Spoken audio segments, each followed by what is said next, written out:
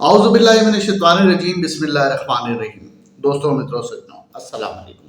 آپ دیکھ رہے ہیں AMB الف میم با انفرٹینمنٹ اور میں ہوں آپ کا ہوسٹ ندیم حیدر۔ آج دوسرا حصہ ہے۔ ٹاپک ہمارا بڑا سادہ سا ہے، سلاجی، اور آپ بعض افراد یہ بھی سوچ رہے ہوں گے کہ کیوں اس کے اوپر دوسرا ایپیسوڈ کرنے کی نوبت کیوں آئی۔ تو بات یہ ہے، دیکھیے یہ انسانی زندگیوں کا معاملہ ہے اور اس کو اتنا آسان مت لیجیے، اور کسی بھی چیز کو ایسے ہی اٹھا کر ہم نہیں کہہ سکتے کہ یہ نقصان دہ ہے یا فائدے مند ہے۔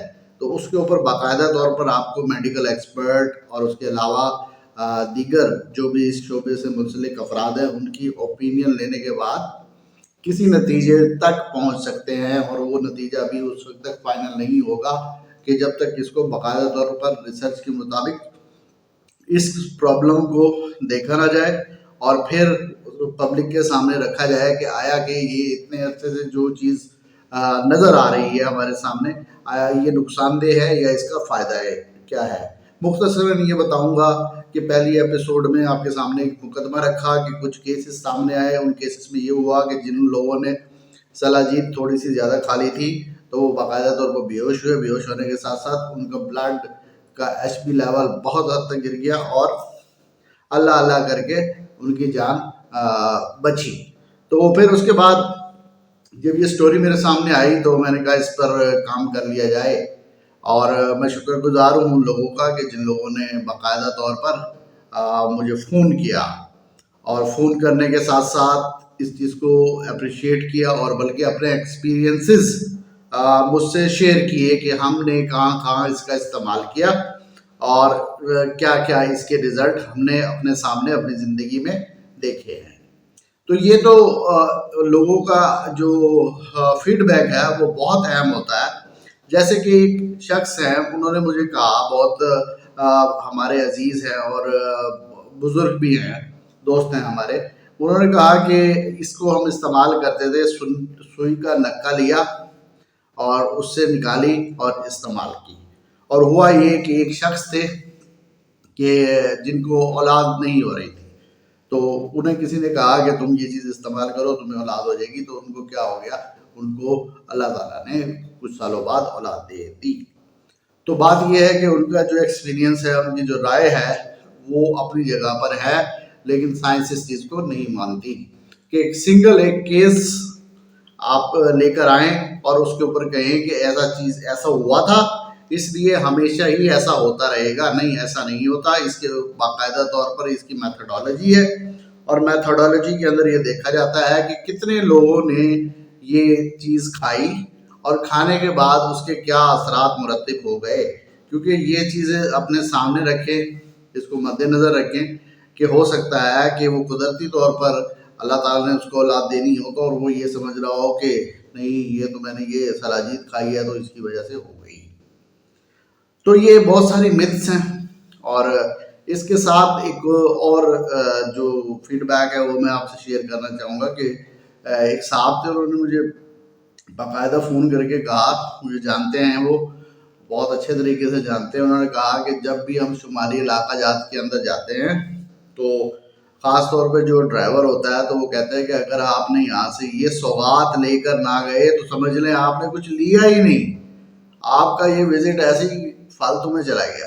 تو اس چیز پر اتنا زور کیوں دیا جا رہا ہے؟ اگر یہ واقعی اس حد تک قیمتی ہے تو کیوں گورنمنٹ اس کو ڈکلیئر کیوں نہیں کرتی as a medicine, as a drug? Drug سے مراد یہ نشہ آور نہ سمجھا کریں، بہت سارے ڈرگس بیماریوں کے علاج کے لیے استعمال ہوتی ہیں۔ یہ آخر ہے کیا؟ یہ کوئی ٹونک ہے، اس کے اندر ملٹی وائٹامنز ہیں، 85 کے قریب وائٹامن بتائے جا رہے ہیں۔ تو اس سلسلے میں کسی نتیجے پر پہنچنے کے لیے ضروری تھا کہ میں میڈیکل ایکسپرٹس سے پہلے بات کروں، پہلے میڈیکل ایکسپرٹس کے سامنے اپنا مقدمہ رکھوں، پھر ان کی رائے جو آئے گی تو پھر وہ ایک نئے مرحلے میں ہم جائیں گے کہ کون اس چیز کا فیصلہ کرے گا کہ آیا کہ یہ کیا چیز ہے۔ تو اس ویلاگ میں جن حضرات سے میں نے رائے لی، تو سب سے پہلے جو پہلے دن سے ہمارے ساتھ چل رہے ہیں اور ہمیں اپنی قیمتی رائے دے رہے ہیں، ڈاکٹر خالد جاوید صاحب، اور اس کے ساتھ ساتھ جو میری ایک خواہش تھی کہ اس ویلاگ کے اندر میں جو ہمارے محترم ہیں ڈاکٹر جاوید اکرم صاحب. کون ہیں یہ یونیورسٹی آف ہیلتھ سائنسز کے وائس چانسلر ہیں. اور میری کیوں یہ خواہش تھی کہ انہی کو میں اپنے اس ویلاگ کا حصہ بناؤں. تو ایسی کیا بڑی وجہ تھی، کیونکہ دیکھیں بہت بڑی شخصیت ہیں، لیکن ہمارا تو یہ روٹین کا کام ہے کسی کو وائس چانسلر کو یا کسی ایسی شخصیت کو جا کر ملنا. لیکن میری خواہش اس لیے یہ تھی کہ دیکھیں بہت سارے ویلاگز ہو رہے ہیں اور یہ ٹرینڈ ہی نہیں ہے کہ کسی ایکسپرٹ کو ساتھ لے کر بٹھا لیا جائے. بہت کم لوگ ایسا کرتے ہیں. ٹھیک ہے، ایک وجہ تو یہ تھی. دوسری وجہ یہ تھی کہ یونیورسٹی آف ہیلتھ سائنسز کو بنایا ہی اسی لیے گیا ہے کہ اس کا کام ہی یہی ہے کہ اس نے میڈیکل ایشوز کے اوپر بیٹھ کر ریسرچ کرنی ہے. تو یہ تو یونیورسٹی آف ہیلتھ سائنسز ہو گئی، اور اوپر سے اس کے وائس چانسلر ہونے کے ساتھ ساتھ اب آپ یہ خود دیکھ لیجئے کہ کتنی زیادہ ڈگریز، تھوڑی سی میں نے انگریزی میں یہاں پہ لکھی ہوئی ہے کہ کتنی زیادہ ڈگریز اور کتنی بڑی بڑی اچیومنٹ ڈاکٹر صاحب کے پاس موجود ہیں. اور اس کے ساتھ ساتھ تمغہ امتیاز تک ڈاکٹر صاحب کو ان کی کاوشوں کے نتیجے میں گورنمنٹ کی جانب سے دیا گیا. اور اس کے ساتھ آپ یہ دیکھ لیجئے کہ 6 تو کتابیں ڈاکٹر صاحب نے لکھی ہیں. اور جو بڑی میرے لیے جو سب سے بڑی بات ہے، جو as a researcher M Phil qualified person میں جو چیز کو دیکھتا ہوں کہ ڈاکٹر صاحب نے 400 ریسرچ آرٹیکل لکھا ہوا ہے. 400 ریسرچ آرٹیکل لکھنا یہ بھائی بہت بڑی بات ہوتی ہے. پی ایچ ڈی کے لیے تھیسس کے ساتھ ساتھ کتنے ریسرچ آرٹیکل چاہیے ہوتے ہیں؟ صرف 2. اور اس کے بعد اگر آپ نے اپنی ترقی کرنی ہوتی ہے تو یہ ریسرچ والے لوگ اس کو زیادہ سمجھیں گے. تو دیکھ لیجئے ویٹیج، اس بات کو صرف بتانے کا مقصد یہ ہے کہ ان صاحب کی، ہمارے محترم ڈاکٹر صاحب کی جو رائے ہے اور جو ان کا اوپینین ہے اس کی ویلیو کتنی ہے. اس کی ویلیو کو کیا ہم ان کی بات کو کسی طرح اگنور کر سکتے ہیں؟ ٹھیک ہے، اور ہمیں کیا کرنا چاہیے؟ تو سب سے پہلے جب میں نے ان سے یہ سوال کیا کہ جی میں اس ٹاپک پہ آپ سے بات کرنا چاہتا ہوں، تو انہوں نے کہا موسٹ ویلکم، بات کریں آپ. ٹھیک ہے، تو جیسے کہ بعض لوگوں کے نزدیک کہ یہ نہیں، ایسا ٹاپک نہیں ہے کہ اس کو مزید جو ہے اس پر گفتگو زیادہ کی جائے، تو اس کے برعکس کوئی ایسے ایکسپریشن نہیں، نارمل ایک گفتگو. ان سے سوال پوچھا، یہ بتا دیجئے کہ ایسا ہو رہا ہے اور اس طرح سے کیس سامنے کچھ آئے ہیں کہ لوگوں کو اس سے نقصان پہنچا ہے. اب ڈاکٹر صاحب نے واضح الفاظ میں بتا دیا کہ دیکھ لیجئے، خیال کیجئے، اس سے آپ کی جان بھی جا سکتی ہے. یہی ٹوٹکے ٹائپ چیزیں ہیں، تو میں سمجھتا ہوں کہ ان سے لوگوں کو اجتناب کرنا چاہیے. اور یہ کوئی لائف سیونگ چیزیں تو ہیں نہیں، یہ مردانہ کمزوری اور ان چیزوں کے لیے استعمال کی جاتی ہے. تو انفارچونیٹلی اس میں ہر قسم کی چیز ڈال دی جاتی ہے اور کوئی اس کی انگریڈینٹس بھی نہیں پتا ہوتے کہ کیا ہیں کیا نہیں. کچھ لکھا بھی نہیں ہوتا ڈبی پہ کہ کیا ہے اس میں، کیمیکل کون سے ہیں کیا نہیں. بہت زیادہ مقدار میں لے لیتے ہیں لوگ، اور بعد میں یہ تو خیر ایک مسئلہ ہے کہ بیمار ہو جاتے ہیں، لیکن بہت سارے لوگ جان سے بھی ہاتھ دھو بیٹھتے ہیں. اچھا جی، جیسے کہ آپ نے سن لیا، اپنے کانوں سے سن لیا کہ ڈاکٹر صاحب کیا فرما رہے ہیں کہ اس کے نتیجے میں جان جا سکتی ہے. اب میری رائے میں کہہ دوں کہ نقصان دہ ہے. میرا کسی سے کوئی جھگڑا وگڑا ہو گیا، کچھ مسئلہ ہو گیا تو ٹھیک ہے آپ رد کر سکتے ہیں، لیکن اتنی بڑی شخصیت ہے، ان کی رائے کو ایسے آپ رد نہیں کر سکتے، آپ کو ویٹیج دینا پڑے گا. ٹھیک ہے، تو اب اس کے جو سائیڈ افیکٹس ہیں، اس کے نیگیٹو اسپیکٹس ہیں، اس میں آپ اس کو ایڈ کر لیجئے کہ بہت بڑی شخصیت ہے اور وہ کیا کہہ رہے ہیں کہ نہیں، اس کو استعمال ایسے نہیں کریں. اور اس جیسی مزید بھی ایسی چیزیں ہیں جن کے اوپر لکھا ہی نہیں ہوتا. یہ لکھا ہی نہیں ہوتا کہ آیا کہ اس چیز کے اندر کیا کیا چیز شامل ہے، اور اس طرح کی چیز لوگ استعمال کر رہے ہیں اور ان کو نقصان پہنچتا ہے.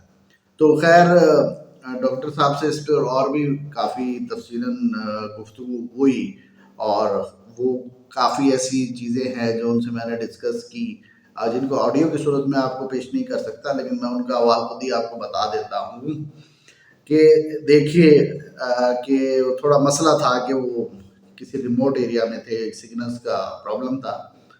تو انہوں نے کہا کہ یہ گورنمنٹ کی ذمہ داری بنتی ہے، گورنمنٹ کو چاہیے، ڈرائب کو چاہیے اب، یا پھر آپ پنجاب گورنمنٹ اس کو دیکھے کیا ہو رہا ہے، کیوں ہو رہا ہے، کیوں یہ چیز سیل ہو رہی ہے. اور پنجاب ہیلتھ کمیشن ہے، ڈریب کے بارے میں تو آج بھی سپریم کورٹ کا ایک حکم بھی آ چکا ہے کہ کیا ہے کہ لائف سیونگ ڈرگس کو ویب سائٹ کے اوپر اپڈیٹ کرے.